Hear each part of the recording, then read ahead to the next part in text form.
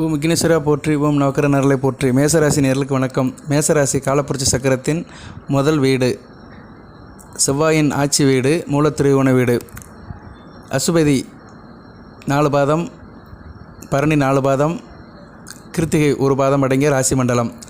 அசுபதி நட்சத்திரத்தின் நாயகன் கேது பகவான் ராசிக்கு 6ஆம் இடத்துல குரு பார்வையில் இருக்கிறாரு, சுபவர்க்கு எடுத்திருக்கிறாரு, நல்ல விதமாக பார்க்கப்படுகிறது. அசுபதி நட்சத்திரத்துக்கு நட்சத்திரநாதன் நல்ல நிலைமையில் இருக்கிறாரு. அடுத்து சுக்கிரன், பரணி நட்சத்திரம். சுக்கிரன் ராசிக்கு 4ஆம் இடத்துல இருக்கிறாரு. 4ல் சுக்கிரன் இருக்கலாம். 30/7/2024 வரைக்கும் 4ஆம் இடத்துல இருக்கிறாரு. அடுத்து 5ஆம் இடத்துக்கு போவார். அவர் பகமை பெற்றாலுமே ஓரளவு ராசிக்கு மறையாமல் இருக்கிறது நல்ல அமைப்பு தான். பரணி நட்சத்திரத்துக்கும் பாதகம் இல்லை. அடுத்து கிருத்திகை, சூரியனுடைய நட்சத்திரம். அவர் 4ஆம் இடத்துல இருக்கிறாரு. 3ஆம் இடத்துல இருந்து அளப்பரிய யோகத்தை கொடுத்துருந்த சூரியன் இப்போ 4ஆம் இடம் போயிருக்கிறாரு. 4ஆம் இடத்துல சூரியனுக்கு அரை பங்கு பலம், அதனால் 150% நல்ல பலன்களை கொடுப்பாரு. இந்த அமைப்பில் நட்சத்திரநாதர்கள் இருக்கிறாங்க. ஒரு ராசிக்கு ராசி பலன் சொல்வதை காட்டிலும் நட்சத்திரத்துக்கு நட்சத்திரநாதர்கள் ஒப்பிட வேண்டும். ஏன்னா நட்சத்திரநாதர்கள் தான் ரொம்ப மீனும், ஒரு மரத்துக்கு ஆணி வேறு மாதிரி. அதனால தான் 3 நட்சத்திரநாதர்களுடைய நிலைப்பாடை சொன்னேன். ஓகே நேர்களே, இப்போ ராசியை பார்ப்போம். மேசராசியை பார்ப்போம். மேசராசி ஒரு நெருப்பு ராசி, சரியா? ஒரு சரராசி, ரொம்ப முக்கியமான அமைப்பு. மேசராசிங்கிறது தவிர்க்க முடியாத ராசி. ராசி மண்டலத்திலே மேசம் தவிர்க்க முடியாத ராசி. செவ்வாயோட மூலத்திரிகோண ஆட்சி வீடு, சூரியனோட உச்ச வீடு, இப்படி பல பெருமைக்கு சொந்தக்கார ராசி மேசராசி. சுக்கிரன், குரு 2 பேர் 2 இயற்கை சுவர்களுடைய வீட்டுக்கு நடுவில் இருக்கிற ராசி. அந்த அமைப்பு செவ்வாய்க்கு மட்டும்தான் இருக்கும். ஏன்னா செவ்வாயுடைய ராசி விருச்சிகம், மேசம் ரெண்டுக்குமே 2 பக்கத்துலேயும் இயற்கை சுவர்கள் வீடு, 2 ஆச்சாரியர்கள் வீடு, சுக்கராச்சாரியார், அடுத்து தேவகுரு பிரகஸ்பதி. மேசராசிக்கு பின்பக்கம் மீனம், முன்பக்கம் ரிஷபம், ரெண்டுமே ஆச்சாரியர்கள் வீடு. ஸோ மேசராசி ஒரு சுத்தமான ஒரு சுபத்துவமான இடம். ஒரு வீட்டுக்கு 2 பக்கமும் கோயில் இருந்தால் எப்படி? கோயில் இருக்கிற தெருவில் ஒரு வீடு இருக்குது, கோயில் ஒரு தெருவில் 2 கோயில் இருக்குது, அந்த கோயிலை ஒட்டி ஒரு வீடு இருக்குன்னா அந்த வீடு எவ்வளோ ஆச்சாரமாக இருக்கும், ஒரு அனுசாசமாக இருக்கும். அது மாதிரி தான் மேசராசி. அந்த அளவுக்கு ஒரு சுத்தமான ஒரு பெருமைக்கு உட்பட்ட ராசி மேசராசி. ஆன்மீகம் சம்மந்தப்பட்ட ராசி தான். ஓகே, மேசராசி பெருமையில் இன்றைக்கி நாள் முழுக்க சொல்லலாம். நம்ம இப்போ பலனுக்குள்ளே வருவோம். அதுக்கு முன்னாடி கிரக அமைப்பை சொல்லுவோம். ராசிக்கு 2ஆம் இடத்துல செவ்வாய், குரு நல்ல அமைப்பு தான். வீட்டுக்கு வாசப்படி சுத்தமாக இருக்குது. ராசிக்கு 2ஆம் இடம் மிகச்சிறப்பாக இருக்குது. பணபலம் அதிகமாக இருக்குது. குரு மங்கள யோகம் முன்னாடியே இருக்குது, நிலைவாசலே இருக்குது, நல்ல விதமாக பார்க்கப்படுகிறது. சரியா? மகாலட்சுமி வீட்டுக்கு முன்னாடியே நிற்கிறா, அந்த அமைப்பு பார்க்கப்படுகிறது. 4ஆம் இடத்துல சுக்கிரன், சூரியன் சிறப்பு தான். சூரியன் சுபத்துவமாக இருக்கிறார். 5 கூடிய 4ஆம் இடத்துல சூரியன் சுபத்துவமாக இருக்கிறனால நல்லாயிருக்கும். சரியா? ஒரு நல்ல விதமாக பார்க்கப்படுகிறது. மனையில் ஒரு சந்தோஷம் இருக்கும், நல்ல ஒரு ஈடுபாடாக இருப்பீங்க. கடகத்தில் சூரியன் ஸ்தான பலம் மட்டும் தான் இருப்பார். அதுபோக வீடு கொடுத்த சந்திரனும் வளர்பிறை சந்திரனும் இருக்கிறார், மிகச்சிறப்பாக பார்க்கப்படுகிறது. ஆடி பௌர்ணமி, இந்த தடவை ஆடி பௌர்ணமி வருகிற 21ஆம் தேதி நடக்கு. பகலில் ஆடி பௌர்ணமி 21 ஞாயிற்றுக்கிழமை, ஆடி 5ஆம் தேதி ஆடி பௌர்ணமி. உங்கள் ராசிக்கு 10ஆம் இடத்துல நடக்கு. 4ஆம் இடத்துலையும் 10ஆம் இடத்திலும் இது மிகச்சிறப்பான அமைப்பு. சுகஸ்தானத்திலும் கர்மஸ்தானத்திலும் ஆடி பௌர்ணமி நடக்கு. மேசராசி நேயர்களுக்கு இந்த வீடியோ வாயில என்ன கேட்டுக்கிறேன்னா, பலன் பின்னாடி சொல்கிறேன். அதுக்கு முன்னாடி உங்களுக்கு ஒவ்வொரு நேயர்களுக்குமே சொல்கிறேன், தனிப்பட்ட ஜாதகம் ஒவ்வொருத்தருக்கும் இருக்கும், அதில் சில தோஷங்கள் இருக்கும். அந்த தோஷ நிவர்த்திக்கு ஆடி பௌர்ணமிக்கு விரதம் இருங்க, அம்பாளை வழிபடுங்க. விரதம் பகலில் இருந்துட்டு ஈவினிங் கோயிலுக்கு போங்க, சிவாலயத்துக்கு போய் அம்பாளை கும்பிட்டு சாமியை கும்பிடுங்க, விளக்கு போட்டு வாங்க. சிவாலயம் இல்லாதவர்கள் பக்கத்தில் இருக்கிற அம்மன் கோயிலுக்கு போங்க. துர்க்கை அம்மன், காளியம்மன், மாரியம்மன் கோயிலுக்கு போயிட்டு விளக்கு போட்டு வந்தீங்கன்னா நல்ல விதமாக பார்க்கப்படுகிறது. பௌர்ணமி சனிக்கிழமை ஈவினிங் ஆரம்பிக்குது. 6 மணிக்கு மேலே ஆரம்பித்து ஞாயிற்றுக்கிழமை 6:18 வரைக்கும் இருக்குது. அதனால் நீங்கள் 4 to 6க்குள்ளே கோயிலுக்கு போகலாம் ஞாயிற்றுக்கிழமை இரவு.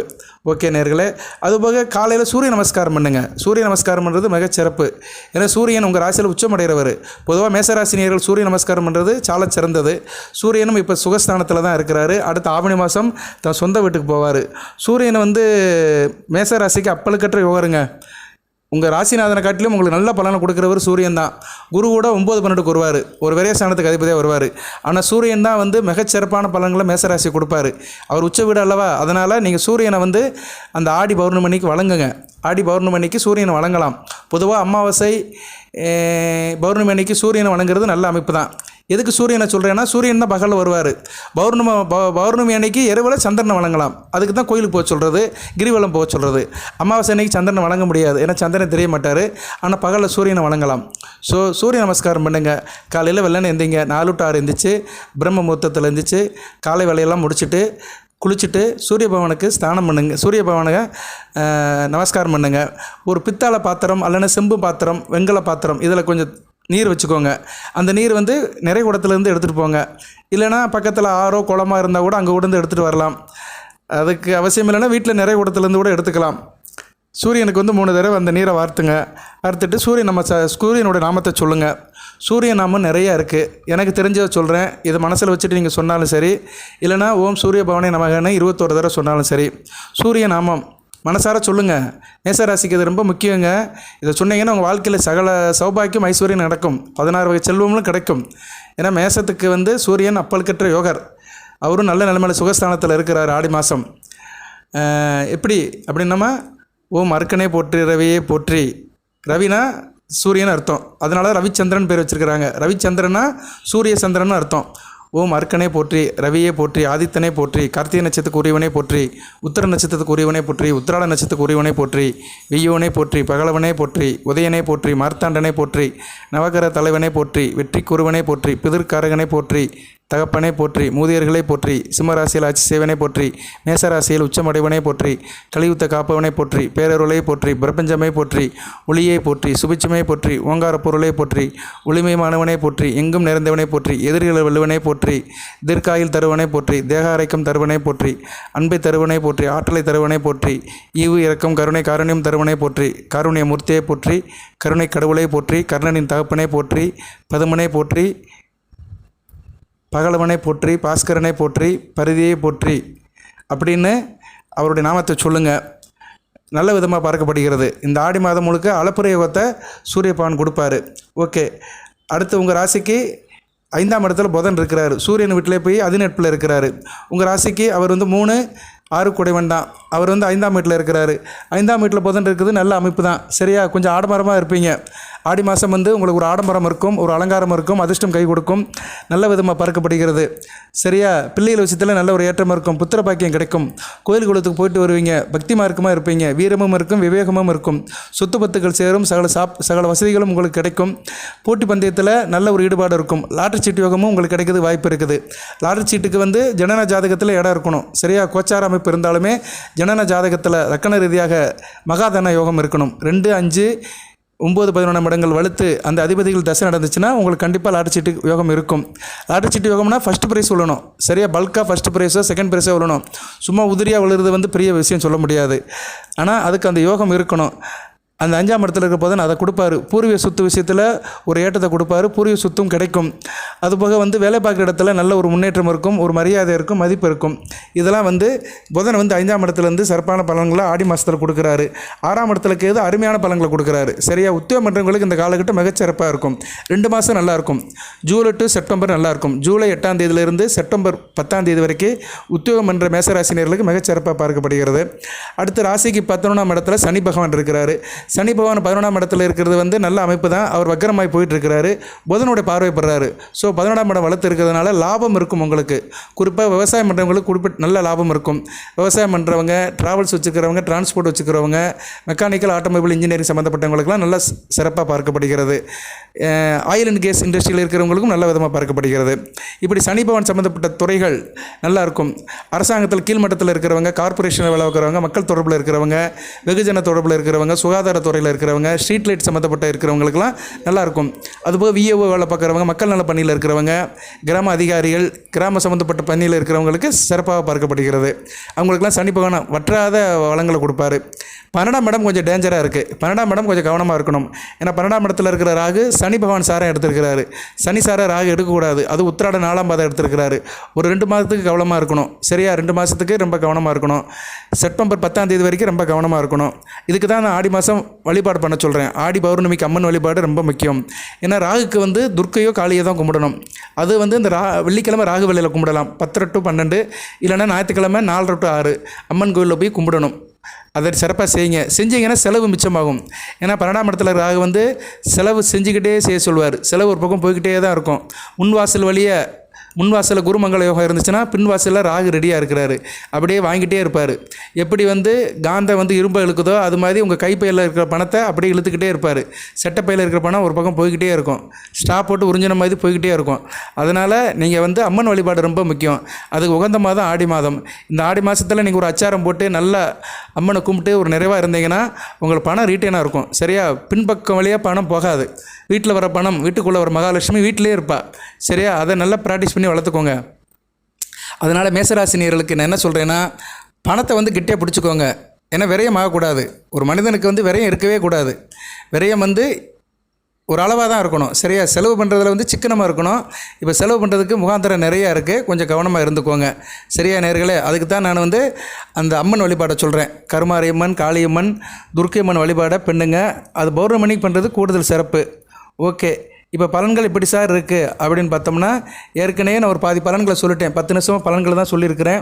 இன்னும் கூடுதலாக சொல்கிறதா இருந்ததுன்னா, உங்கள் பலன்கள் அப்படின்னு பார்த்தோம்னா, குருமங்கள யோகத்தில் ஒரு நல்ல பலன்கள் கிடைக்கும். 2ஆம் இடத்துல இருக்கிறதுனால நல்ல காரியங்களாகவும் நடக்கும், குடும்பத்தில் நடக்கும். கொடுத்த வாக்கை காப்பாற்றுவீங்க. குடும்பத்தில் ஒரு ஒற்றுமை இருக்கும். அடுத்தடுத்து நல்ல காரியங்கள் நடக்கிறதுக்கு ஒரு முகாந்திரம் இருக்கும். பொருளாதார வறட்சி இருக்கும். புதிய முயற்சி கை கொடுக்கும். சரியா? அது இந்த ஆடி மாதம் முழுக்க சிறப்பாக பார்க்கப்படுகிறது. அதுபோக ஆவணி மாதம் குடும்பத்தில் நல்ல ஒரு காரியம் நடக்கிறதுக்கு, ஒரு மங்கள ஓசை கிடைக்கிறதுக்கு ஒரு சூழ்நிலை உருவாகும். உங்கள் குடும்பத்தை சேர்ந்தவர்களுக்கு வரன் பார்த்துட்டு இருந்தீங்கன்னா அந்த காரியம் நல்லபடியாக முடியும். இடம், மனை, வீடு வாங்கணும்னா இந்த காலகட்டத்தில் நீங்கள் ஏற்பாடு பண்ணலாம். ஆடி 18ஆம் தேதி இதுக்கு நல்ல நாளாக பார்க்கப்படுகிறது. திருமண சம்பவங்கள், பத்திரிக்கை அடிக்கிறது, பட்டு வாங்குறது, மற்ற நல்ல காரியம் பண்ணணும்னா ஆடி 18ஆம் தேதி எடுத்துக்கோங்க. சரியா? ஆனால் ஆடி மாதம் யாரும் எந்த காரியம் பண்ண மாட்டாங்க. அதை பற்றி பேசிக்கலாம், நம்ம தொடர்பு கொண்டுக்கலாம். ஆனால் நேரடியாக செய்யக்கூடாது.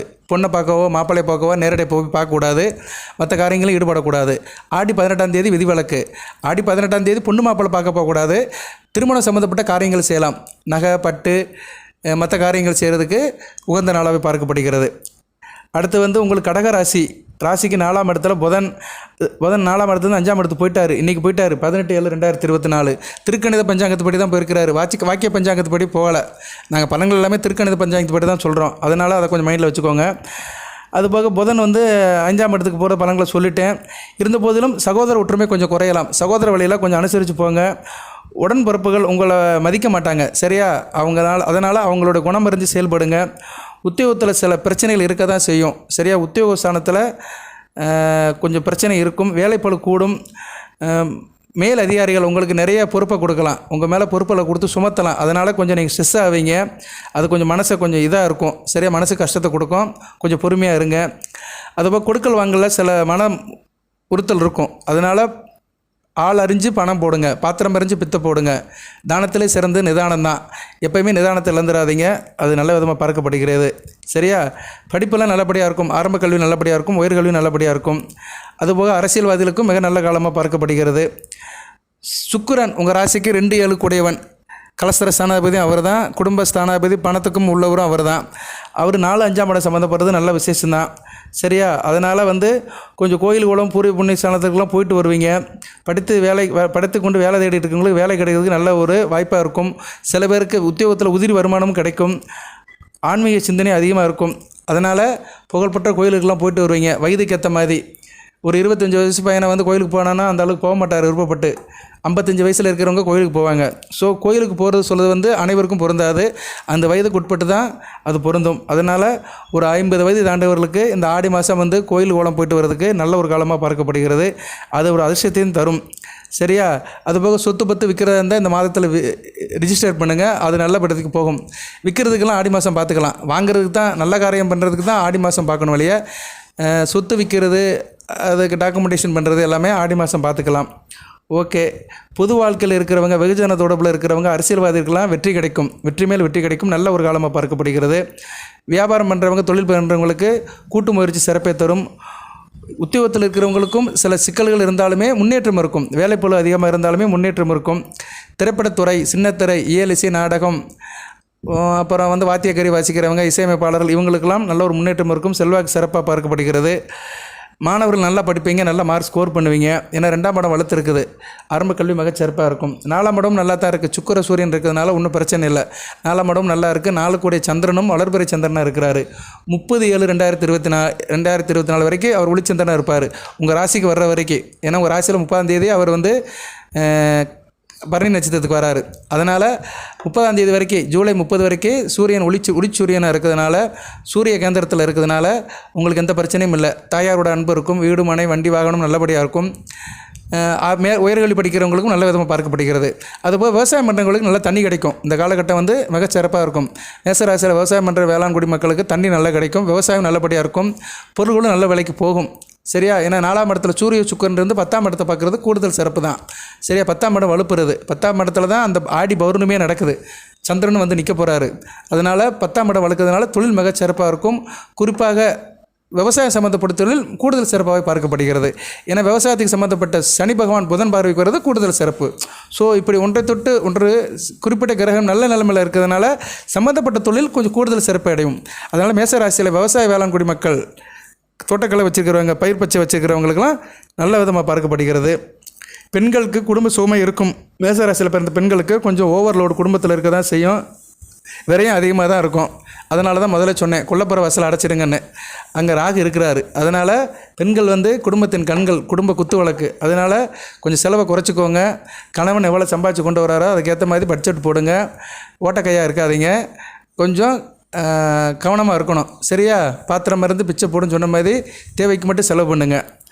ஓகே. பண வரவு உள்ள நாட்கள் அது ஒன்று இருக்குல்ல. எந்தெந்த நாட்களில் உங்களுக்கு பணம் வரும்னு பார்த்தோம்னா, அந்த ஆடி மாதம் இங்கிலீஷ் டேட்டே சொல்கிறேன், ஜூலை 19, 20, 24, 25, 31, ஆகஸ்ட் மாதம் 1ஆம் தேதி, 4ஆம் தேதி, 5ஆம் தேதி, 16ஆம் தேதி, இந்த நாட்கள்லாம் பண வரவு தாராளமாக இருக்கும்.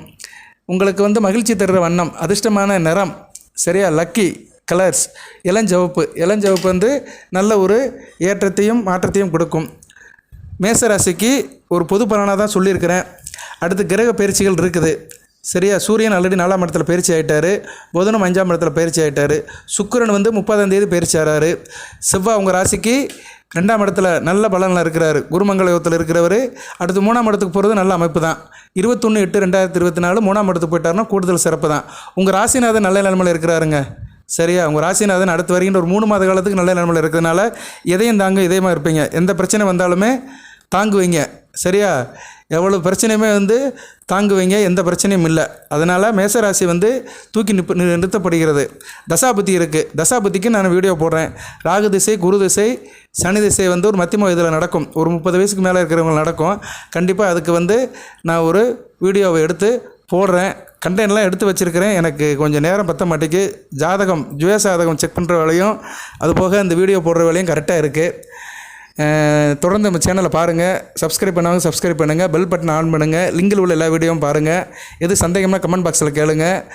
ஜுவேசாதம் பார்க்கணும்னா கொடுக்கப்பட்ட வாட்ஸ்அப் நம்பருக்கு கான்டாக்ட் பண்ணுங்கள். ஒரு குறைந்த கட்டணம் தான் வாங்குகிறோம். அடுத்தடுத்து வீடியோ போடுறேன், தசாபுத்தியும் போடுறேன். மேசராசிக்கு பலதரப்பட்ட தகவல்கள் கொடுக்குறேன். இப்படியும் வாரம் குறைஞ்ச ஒரு வீடியோ போட்டுருந்தேன், அதை அப்படியே கண்டினியூ பண்ணுறேன். தசாபுத்தி போடுறது உங்களுக்கு கூடுதல் பலனாக இருக்கும். இப்போ பரணி நட்சத்திரத்தில் பிறந்தவங்க சுக்கிர தசையில் பிறந்திருப்பீங்க. அவங்களுக்கு வந்து என்ன தசை நடக்கும் சார் அப்படின்னு பார்த்தோம்னா, சுக்கிர தசையில் ஒரு 10 வருஷம் போச்சுன்னா அடுத்து சூரிய தசை 6 வருடம் 16, அடுத்து வந்து சந்திர தசை 10, 26, செவ்வாய் ஒரு 7, 33, ராகு ஒரு 18, 33, 18, 51.